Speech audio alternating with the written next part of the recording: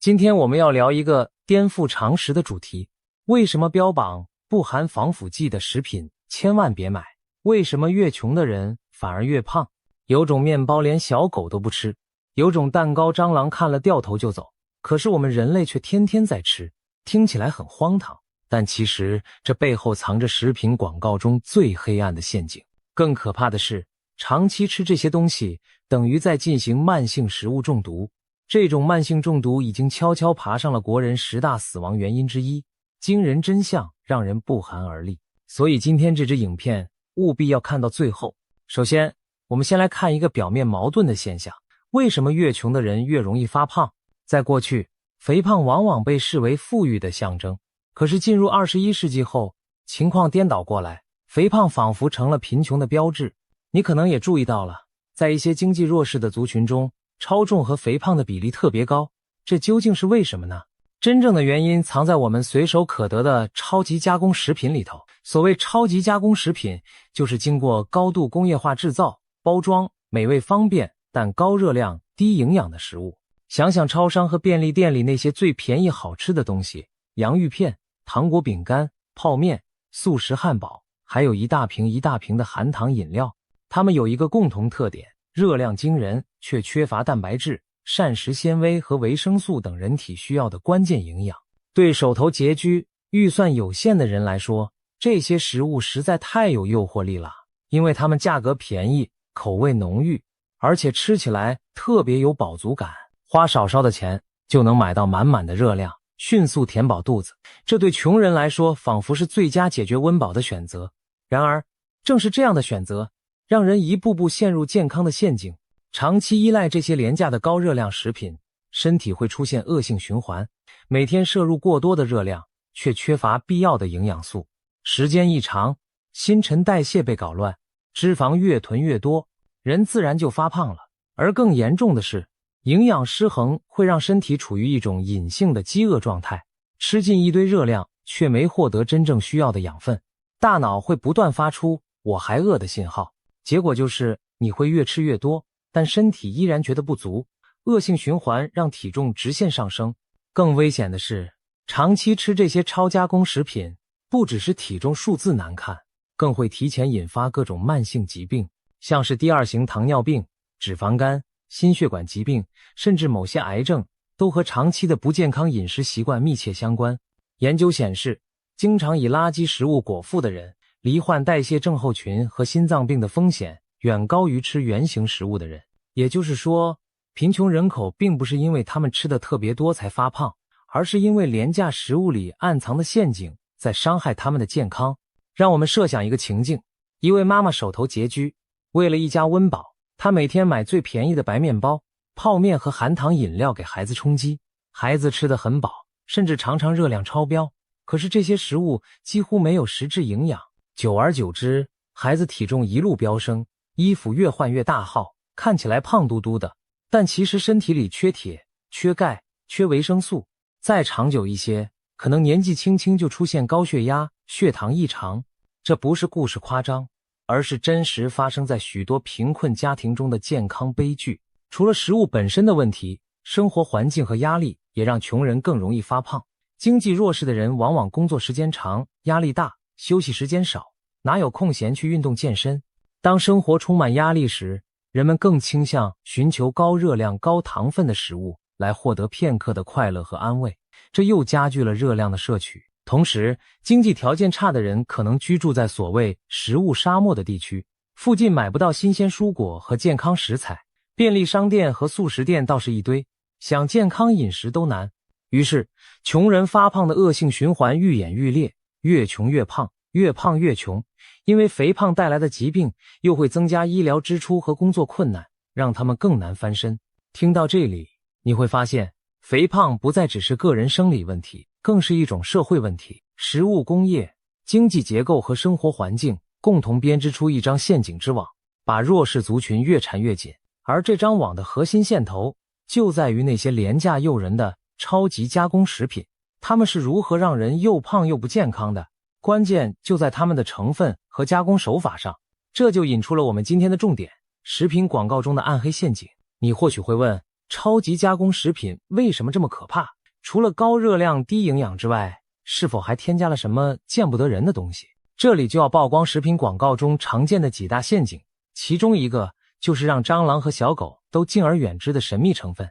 听清楚了，连蟑螂都不吃的东西，我们人却还在天天吃，这是不是很荒谬？这绝非耸人听闻，而是食安专家亲口揭露的事实。知名的食品安全权威文长安教授曾经指出，任何食品只要额外添加了碱，蟑螂基本上都不会靠近。这是怎么回事呢？所谓碱，就是碱性物质。我们日常某些食品会加一些碱来改变口感或保存，例如传统点心碱粽吃起来 QQ 的，但你知道吗？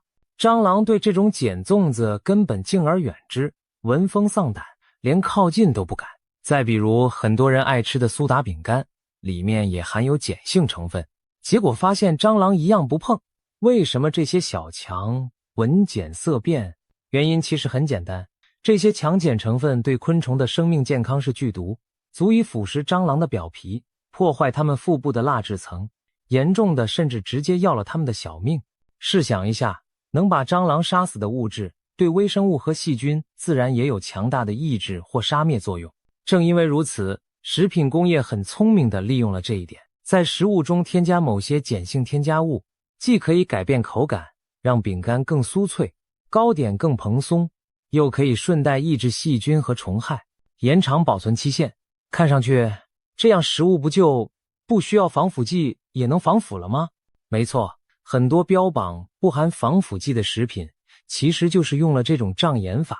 他们不直接加传统防腐剂，而是加别的添加物，达到类似防腐的效果。那有人要问了，这些添加的化学碱对我们人类难道没有影响吗？老实说，人体和蟑螂毕竟不一样，偶尔少量摄取这些物质，短期内或许不会像蟑螂那样当场毙命，但是长期过量食用可就麻烦大了。因为我们人体内也有一个小小生态圈，肠道菌丛，那些能杀死蟑螂和细菌的成分，一样会对我们肠道里的有益微生物造成伤害。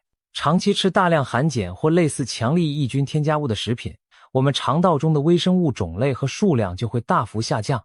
有些人爱开玩笑说，这面包放了3周都没发霉，真厉害。可你想过没有，连霉菌都不敢吃的面包，你吃下肚之后，肚子里的好菌也活不了，那对消化系统绝对是个灾难。科学家已经发现，肠道菌群的平衡对人体健康至关重要。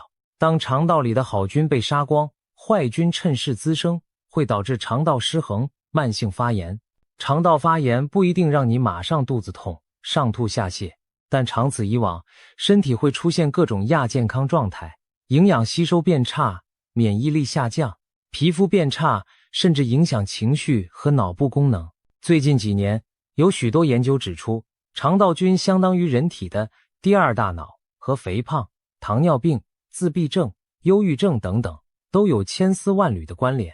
如果肠道菌被我们吃的东西破坏殆尽，后果可想而知。听到这里，你可能已经开始检视起自己的厨房和零食柜，哪些食物可能添加了碱呢？很常见的，例如刚提到的苏打饼干，一些蓬松的糕点、油条，甚至某些面条。当然，我们不是说这些传统食物吃一口就中毒，但务必要有危机意识。如果一款食品强调不含防腐剂，却又能放很久不坏，就要警惕它是不是用了其他强力添加物来防腐。记住，食物不坏本身并不见得是好事，有时候那意味着连细菌都嫌弃，它本质上已经不是一般的食物，更像化学制品了。说到这里，一定要揭穿食品包装上最容易误导消费者的几个字：不含防腐剂。许多人走进超市，拿起2包食品，一包标示添加了某某防腐剂，另一包大大写着不含防腐剂，吃得更安心，十有八九会选后者。这其实正中了某些黑心食品厂商的计策。文长安教授就直言，看到标示不含防腐剂的东西，反而要特别小心，最好不要买。听起来很矛盾，对吧？他的意思是，如果一件加工食品明明不含防腐剂，却可以久放不坏，那通常意味着加了更多其他的食品添加物来弥补防腐功能。简单说，就是用别的合法但是一样有问题的添加剂把防腐剂的工作给做了。比方说，我们常见的商业包装蛋糕，有的广告强调无防腐剂、纯天然，然而这些蛋糕常常一放就是好几个礼拜，还软绵绵不发霉，里面究竟藏了什么玄机？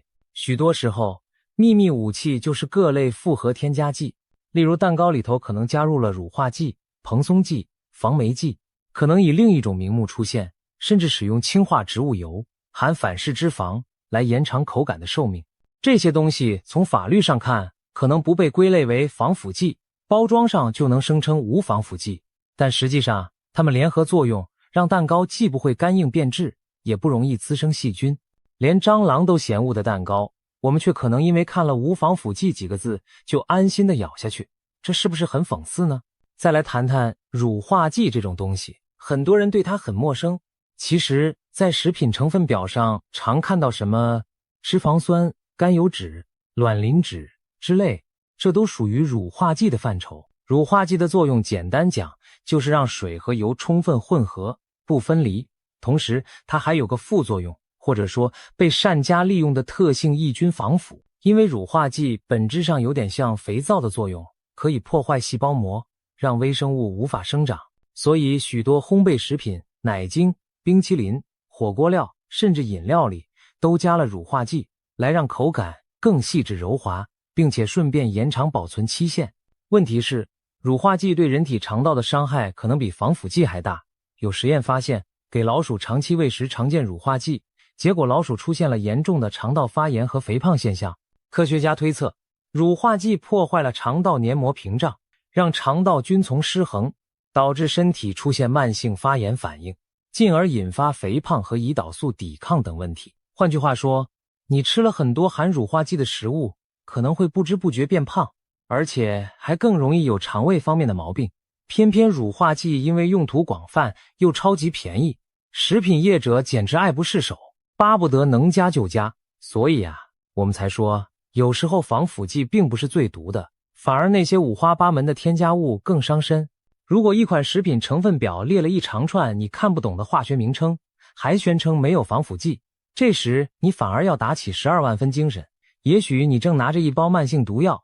我们再回头想想，自然的食物腐败其实是很正常的现象。一条真正天然的面包2-3天就会长霉，一杯鲜奶放室温下一天就会酸败，新鲜的肉类鱼类不冷藏很快就臭掉。这些让食物变质的微生物其实在跟我们抢东西吃。但是现代人为了贪图方便，发明了各种办法让食物不会变质，不管是添加化学药剂还是过度的精致加工，结果就是食物变得连细菌和蟑螂都不碰，我们却自以为捡到了卫生便宜。短期吃或许没事，但日积月累，等于把一点点毒素不断存进身体的银行户头里，总有一天会爆发成一场健康债务危机。讲到这里，我们可以回答开头提出的2个问题了。为什么不要迷信不含防腐剂的食品？因为它往往意味着加了其他更多你不知道的化学添加物，反而更不安全。为什么越穷的人越胖？因为他们经常被迫以廉价的超加工食品为生，而这些食品充满让人发胖的高热量和有害添加物，形成一个专坑穷人的恶性循环。了解真相以后，我们该怎么做呢？难道现代人就只能喝西北风、啃树皮过活吗？其实也没有那么夸张。我们并不是要大家完全拒绝所有加工食品，而是希望大家睁大眼睛，聪明选择，别再被那些华而不实的宣传标语给骗了。以下给几个实用的建议。